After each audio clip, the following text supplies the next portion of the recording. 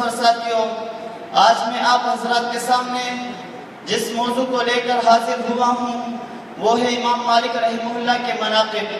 میں اللہ تبارک و تعالیٰ سے دعا گو ہوں کہ اللہ تبارک و تعالیٰ مجھے حق سچ بولنے کی توفیق عطا فرمائے۔ سامعین محترم، امام مالک رحمہ اللہ کو اللہ تبارک و تعالیٰ نے ان عظیم صفات سے نوازا تھا جو خال خال کسی کسی میں پائی جاتی ہے۔ چنانچہ آپ اپنے دور کے جلیل القدر امام اور دارالہجرہ کی خصوصیت کے ساتھ بھی مشہور تھے۔ آپ کا نام مالک بن انس اور کنیت ابو عبداللہ ہے۔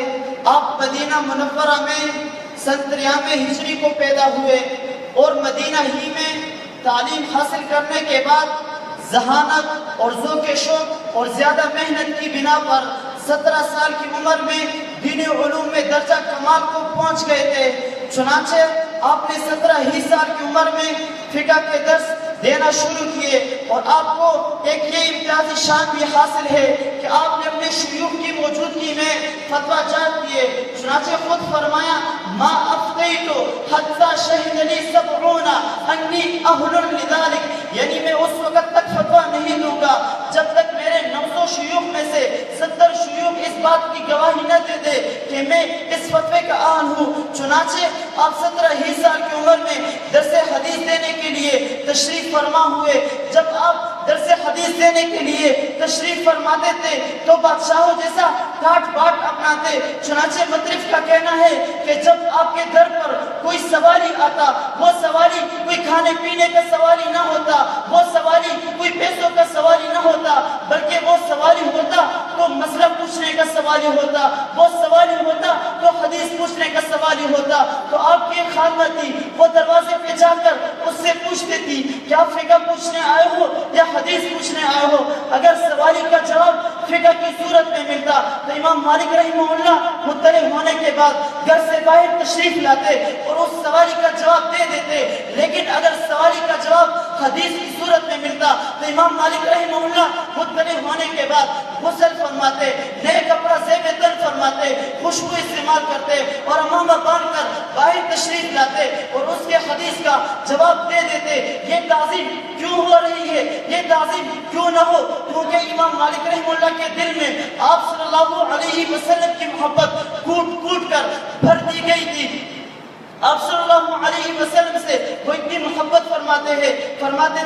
چنانچہ مصعب بن عبداللہ کا کہنا ہے کہ جب آپ کے سامنے نبی کریم صلی اللہ علیہ وسلم کے نام گرامی کا ذکر آتا تو آپ کے چہرے کا رنگ متغیر ہو جاتا، کمر جھک جاتی۔ جب اس بارے میں آپ سے پوچھا گیا تو آپ نے کیا ہی خوب جواب دیا، لو رأیتم ما رأیتم لما انکرتم، جو کچھ میں نے دیکھا ہے اگر وہ تم دیکھ پاؤ تو تم مجھ پر نکیر نہ فرماؤ گے۔ سامعین محترم، جب میں امام مالک رحمہ اللہ کے مناقب تلاش کرنے کے لیے روایات کا مطالعہ کرتا ہوں تو مجھے ایک بہت ہی خوبصورت روایت ملتی ہے جس کے راوی حضرت ابو ہریرہ رضی اللہ تعالی عنہ ہے۔ وہ فرماتے ہیں کہ نبی کریم صلی اللہ علیہ وسلم نے فرمایا یوشک ان یضرب الناس اکباد الابل فی طلب العلم فلا یجدون عالما اعلم من عالم المدینہ، یعنی قریب ہے کہ لوگ طلب علم کے واسطے وہ دور دور کے سفر کریں گے لیکن مدینہ کے عالم سے کسی کو بڑا عالم نہیں پائیں گے۔ ابن عیینہ کا کہنا ہے کہ اس حدیث سے مراد امام مالک رحمہ اللہ ہے۔ چنانچہ امام مالک رحمہ اللہ کی فضیلت کو حدیث سے ثابت کرنے کے بعد اب آئیے ذرا ائمہ مجتہدین اور فقہاء محدثین کی عدالت کا رخ کرتے ہیں اور ان سے پوچھتے ہیں کہ امام مالک رحمہ اللہ کے فضائل کیا ہے۔ چنانچہ ہمیں ایک جواب امام شافعی رحمہ اللہ کی طرف سے یوں ملتا ہے، وہ بیان فرماتے ہیں کہ امام مالک اور ابن عیینہ یہ دونوں دوست ہیں، اگر یہ دونوں نہ ہوتے تو حجاز سے علم اٹھ جاتا۔ محمد بن حسن شیبانی رحمہ اللہ فرماتے ہیں کہ میں امام مالک کے ہاں 30 سال اور کچھ عرصہ ٹھہرا ہوں اور اس عرصے میں نے ان سے 700 سے زائد حدیثیں یاد کر لی ہے اور جب میں اس سے روایت کردہ حدیث بیان کرتا ہوں تو لوگوں کا اتنا ازدحام ہوتا ہے کہ درسگاہ مجھ سے تنگ دامی کی شکایت کرتی ہے۔ چنانچہ عبد الرحمن بن مہدی امام مالک رحمہ اللہ کے فضائل کو یوں بیان فرماتے ہیں کہ ائمۃ الناس فی زمانہم اربعہ سفیان ثوری بالکوفہ हनीफा, मालिक बिन हिजाज, औज़ाई बिन शाम, हम्माद बिन ज़ैद बिन बसरा।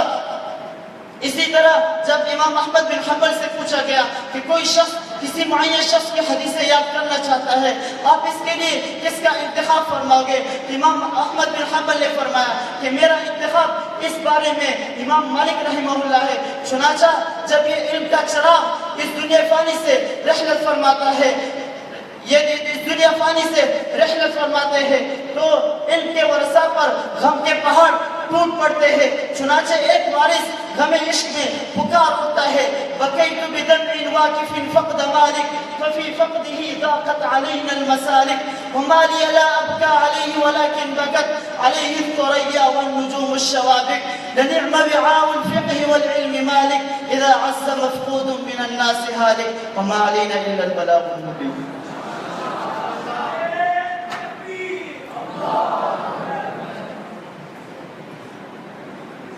الحمد لله الواحد القهار العزيز الغفار المكور النهار على الليل والمكور الليل على النهار سبحانه وبحمده يعلم عدد ورق الأشجار وقطر الأمطار، والصلاة والسلام على سيد الأنبياء محمد وعلى آله وصحبه الأبرار. أما بعد، فيا أيها الإخوة المكرمون، فرصة سعيدة لي معكم اليوم بأن الله سبحانه وتعالى قد وفق لنا عقد هذه الحفلة، عقد هذه المسابقة الخطابية الميمونة بين أبناء الجامعة. وإياه نسأل ألا تزال شآبيب نعمه وآلائه تمطر علينا، فإنا مفتقرون إلى ذلك، وبذلك هو اللائق والجدير. إخوتي وزملائي، إن قوة البيان وموهبة انطلاق اللسان قوة لا تدانيها قوات، وتخضع دونها أعناق الجبابرة والأكاسرة. وسيكفيني في هذا الباب أن أقول ما قال الأديب الكبير مصطفى لطفي المنفلوطي رحمه الله، هو يقول: الأمم الضعيفة الجاهلية لا مفر لها من إحدى العبوديتين، إما العبودية لحملة التيجان أو لحملة البيان. سادتي البررة، فإنشاء رجال يحملون هذه القوة البيانية والموهبة الفاضلة هو الغاية المرامة، وذلك هو الهدف المقصود لهذه الحفلات والنوادي التي تعقد طوال السنة في هذه الجامعة. وهذه هي حلقة أخيرة لتلك السلسلة المتواصلة، وسوف ترون ما فعل فوارس هذا المضمار طيلة السنة، وينكشف لكم أمرهم تاما إن شاء الله تعالى. فتعالوا معي أيها الطلاب لأطلعكم على أولئك الفوارس، فإني لا أود أن أكون حائلا بينكم وبينهم، ولكني أود أن أكون مستمعا إليهم أكثر من أن أكون متكلما بين أيديهم. فأدعو أولا أخانا المكرم عبد الله جان المتعلم بالصف الخامس الذي فاز بالشرف الأول من نادية الشيخ العلامة عبد الفتاح أبي غدة رحمه الله، الطالب عبد الله جان.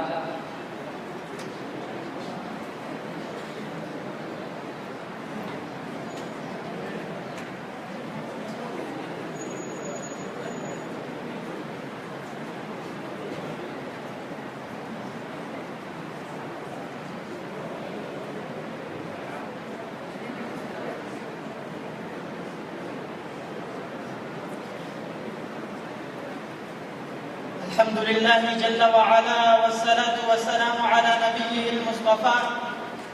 أما بعد، قال الله تبارك وتعالى: فلولا نفر من كل فرقة منهم طائفة ليتفقهوا في الدين. وقال عليه السلام: يخرج ناس من المشرق والمغرب في طلب العلم فلا يجدون عالما أعلم من عالم المدينة. صدق الله العظيم وصدق رسوله النبي الكريم. أيها الإخوة، إنني في هذه الحفلة الطيبة وفي هذا المهرجان التعليمي لوددت أن أضع النقاط على الحروف في هذه القضية مناقب الإمام مالك رحمه الله. أيها المسلمون، حياة الأمة الإسلامية بحياة الأعلام الإسلاميين، فنهضتها بنهضتهم وزوالها بزوالهم. وكلما تطور الإسلام في العالم وازدهر فبجهود الأئمة المتواصلة ومساعيهم الجميلة.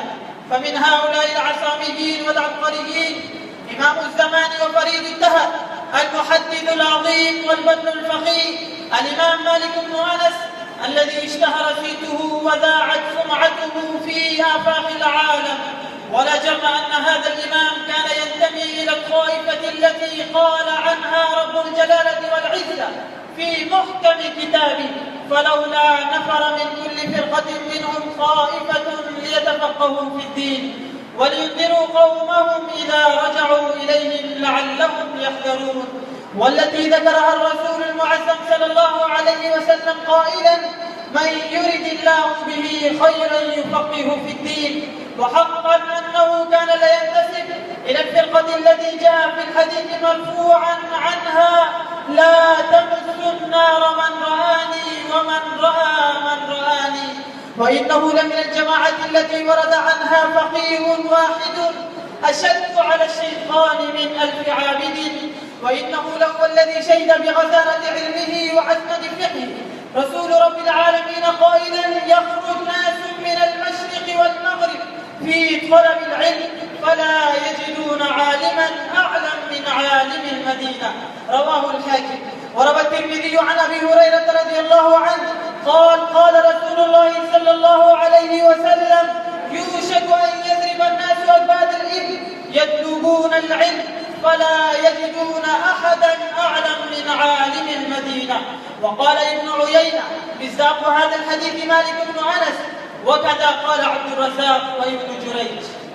أيها المسلمون، كان الإمام مالك أحد الفقهاء والمحدثين المسلمين، وهو ثاني الأئمة الأربعة عند أهل السنة والجماعة، وكان صاحب المذهب المالكي في الفقه الإسلامي، ونال في الفقه مرتبة عالية ومكانة سامية، حتى كلما يختار له مسلكا سلكه فتبعه الناس من مشارق الأرض ومغاربها، وأنه عاش طول حياته يخدم الإسلام والمسلمين ويواسيهم في جميع العالم ويكافح عن حمى الدين. وكانت له مكانة سامية عند المعاصرين من العلماء وذوي الاختصاص وأرباب الدولة، ونزرة غائرة في أوضاع العامة والخاصة، ومهارة بالغة في تحقيق المسائل وحل المشكلات والقضايا المعاصرة، وأن له يدا طولى في علم الحديث وشقرا بالغا به، كما قال يحيى بن سعيد: مالك أمير المؤمنين في الحديث. وقال البخاري: أصح الأسانيد عن مالك عن نافع عن ابن عمر. وقال الشافعي: إذا جاءك الحديث عن مالك فشد يدك به. وقال أحمد بن حنبل: مالك سيد من سادات أهل العلم، وهو إمام في الحديث والفقه. وقال أبو يوسف: ما رأيت أعلم من ثلاث: مالك بن أنس وابن ليلى وأبو حنيفة. وأخرج أبو نعيم عن إسماعيل المزاحي قال: رأيت النبي صلى الله عليه وسلم في المنام فقلت: من نسأل بعدك؟ قال: مالك بن أنس. ونقل أبو نعيم في الحلية قال: سمعت مالكا يقول: ما بت ليلة إلا ورأيت فيها النبي صلى الله عليه وسلم. أيها المستمعون الكرام، أتعرفون ما الذي أورثه هذا؟ وأي شيء جعله أعناق الجنابرة والأكاسرة تخضع أمامه؟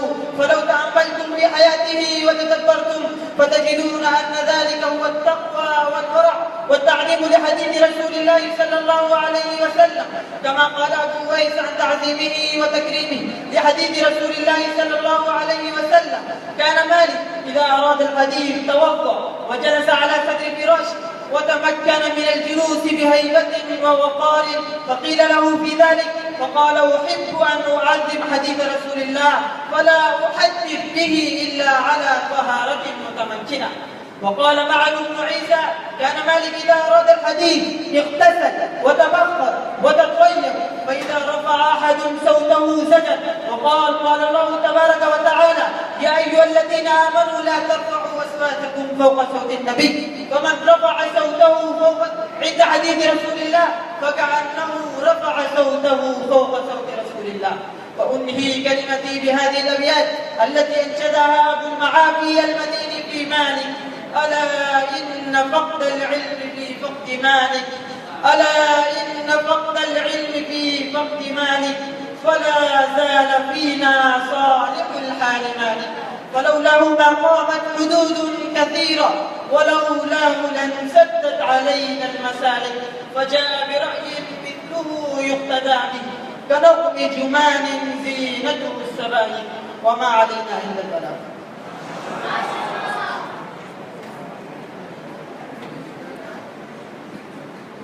ما شاء الله. هذا كان أخانا عبد الله جان الذي كان يذكر الإمام مالك بن أنس بأجمل الذكر وأحسنه، وجزاه الله أحسن الجزاء.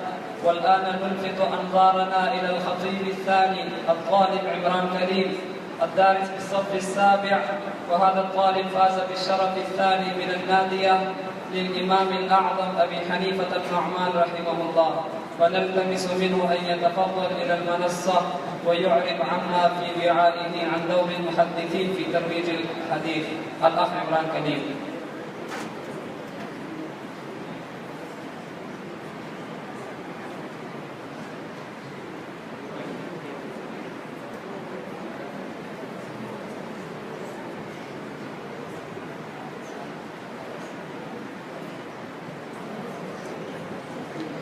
الحمد لله رب العالمين، والصلاة والسلام على سيد الأنبياء والمرسلين وعلى آله وأصحابه وعلى من تبعهم بإحسان إلى يوم الدين. أما بعد، فأعوذ بالله من الشيطان الرجيم. بسم الله الرحمن الرحيم. وما ينطق عن الهوى إن هو إلا وحي يوحى. صدق الله العظيم. وروى الترمذي عن ابن مسعود رضي الله عنه قال: سمعت رسول الله صلى الله عليه وسلم يقول: نظر الله امرأ سمع منا شيئا فبلغه كما سمعه، فرب مبلغ أوعى له من سامع. وقال: هذا حديث حسن صحيح. أيها السادة النبلاء والحفل الكريم وأساتذتي الموقرين، إن موضوع خطبتي اليوم عمل المحدثين في وقاية الحديث. أشبال الملة، إن الذين درسوا الملل والنحل وعلم الكلام والعقائد وتاريخ الفرق يعلمون علما جما أن جميع الفرق التي نشأت في الإسلام هي التي حاولت أن تفرق الكتاب عن السنة أو السنة عن الكتاب. والذي حدث أمس يحدث اليوم. فقد نشأ في عصرنا هذا جماعة من أهل البدع والضلال أيضا يدعون فهم القرآن وينكرون حجية الحديث، وتبنوا شبهات المستشركين الحمقاء الذي يثارون حول الحديث، وبدأوا بذلك القضاء عليه. ومن أعظمها أنهم سمعوا من المستشرقين أن الأحاديث دونت بعد الرسول صلى الله عليه وسلم ب250 عاما، فكيف يعتمد عليها؟ عباد الله، إن أقوال الرسول صلى الله عليه وسلم وأفعاله وسيرته وخلقه وعاداته الطيبة انتقلت إلى الأمة من الأولين إلى الآخرين من 3 طرق: الرواية والتعامل والكتابة. أما ما نقل عن طريق التعامل والتوارث كالقرآن الكريم فلا يسأل عنه ولا يختلف فيه اثنان. فإذا نقل شيء آخر بالطريق نفسه فكيف يحتمل الشك والشبهة؟ أما باب الرواية نرى عبر التاريخ تتدفق على طلبه من مظانه سيول وجيوش من أذكياء الأمم والشعوب ومن نوابغ البلاد والعباد لا يعرف نظيرهم في تاريخ أمة وحضارة. ولا في تاريخ علم وثقافة. هذا أبو أيوب الأنصاري رضي الله عنه قد سافر من مدينة إلى مصر لإزالة الشك الذي وقع له في بعض ألفاظ الحديث. وذاك جابر بن عبد الله رضي الله عنه قد سافر شهرا كاملا لنيل حديث واحد. ولا يخفى اسم الصحابي الجليل على أصغر طالب حديث أنه سافر في حرف واحد. وكذا حال تعامل الصحابة بالحديث. وكان ابن مسعود رضي الله عنه أقرب الناس هديا ودلا وسمتا لرسول الله صلى الله عليه وسلم. وكان ابن عمر رضي الله عنهما يتبع آثاره وسننه. وأما أمر الكتابة فليس ببدع من الأمور، بل أمر النبي صلى الله عليه وسلم بكتابة الأحاديث. فسأل أبو شعر الجني رسول الله صلى الله عليه وسلم بعد خطبة الوداع أن يكتب له هذه الخطبة، فقال عليه السلام: اكتبوا لأبي شهر. وكما روى الحاكم في مستدركه عن عبد الله بن عمرو بن العاص رضي الله عنه أنه أمره النبي صلى الله عليه وسلم بالكتابة، فقال: قيدوا العلم بالكتابة. فامتثل بذلك عبد الله وواظب عليه حتى صار كتابا ضخما وسماه الصادقة. ومجموعة روايات ابن عباس رضي الله عنهما كانت تساوي حمل بعير.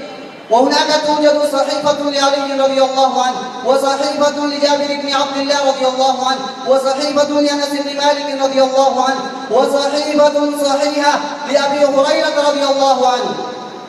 أيها المستمعون الكرام، في نهاية القرن الأول لما انقرض عهد الصحابة ودخلت الأعاجم في الإسلام بعاداتهم وتقاليدهم، فمست الحاجة إلى كتابة الحديث وجمعه وتدوينه وضبطه مبوبا ومرتبا. وقد قدر الله أن يقوم بما يطلبه الزمان وبما يتوقف عليه مستقبل هذه الأمة التشريعي والعملي والعلمي. خليفة المسلمين في عصره عمر بن عبد العزيز رحمه الله، فكان أول ما عنى به علم الحديث، فكتب إلى أبي بكر بن محمد بن حزم رحمه الله: انظر إلى حديث رسول الله صلى الله عليه وسلم، إني خفت دروس العلم وذهاب العلماء فاكتبه. وكذلك كتب إلى عماله بالأقاليم: انظروا إلى حديث رسول الله صلى الله عليه وسلم فاجمعوه. وكذلك كتب إلى محمد بن شهاب الزهري رحمه الله للجمع والتدوين. ويروي ابن عبد البر عن الزهري يقول: أمرنا عمر بن عبد العزيز رحمه الله بجمع السنن فكتبناها دفترا، فبعث إلى كل أرض له عليها سلطان دفترا. فهذا يدل على أنه أول من دون الأحاديث، وهذا هو رأي مالك رحمه الله. أشباب الملة، أما سمعتم أن المحدثين أنفسهم بينوا مراتب الأحاديث وذكروا مع الصحيح الحسن والضعيف؟ والحق أننا عرفنا الأحاديث أننا عرفنا الروايات التي لا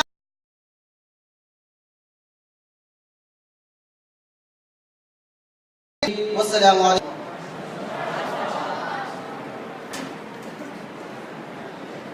ما شاء الله، هذا كان أخانا الطالب عمران كريم الذي كان يخبرنا بدور المحدثين في ترويج الحديث، فما شاء الله أحسن وأجاد، أكمل وأفاد.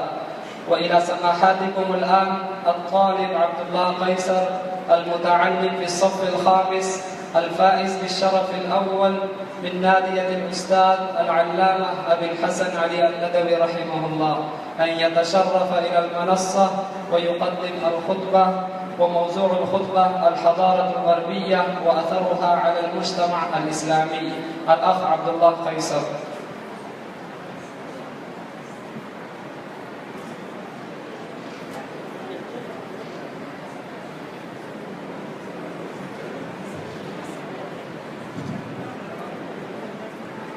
السلام عليكم ورحمة الله وبركاته. الحمد لله جل وعلا، والصلاة والسلام على نبيه المصطفى. أما بعد، فأعوذ بالله من الشيطان الرجيم. بسم الله الرحمن الرحيم. ولا تركنوا إلى الذين ظلموا فتمسكم النار وما لكم من دون الله من أولياء ثم لا تنصرون. وقال النبي صلى الله عليه وسلم: المرء مع من أحبه، أو كما قال عليه الصلاة والسلام. أساتذتي الكرام وإخواني الطلبة، إن الإنسان المؤمن في كل زمان من الأزمنة الماضية واللاحقة هو في صراع مع حضارة عصره المسيطرة على زمانه التي تدفعه بعيدا عن رحاب ربه، فإن بنفسه من تأثيراتها وضلالها فاز ونجا، وإن اغتر بها وسار معها وتسمم بها فسد وضل، وذلك هو الخسران المبين. أحبتي في الله، إن الحضارة الغربية المعاصرة التي تعيش العالم كله في ظلها وتحت سيطرتها الآن ما هي؟ هي الفلسفات الغربية الاقتصادية والسياسية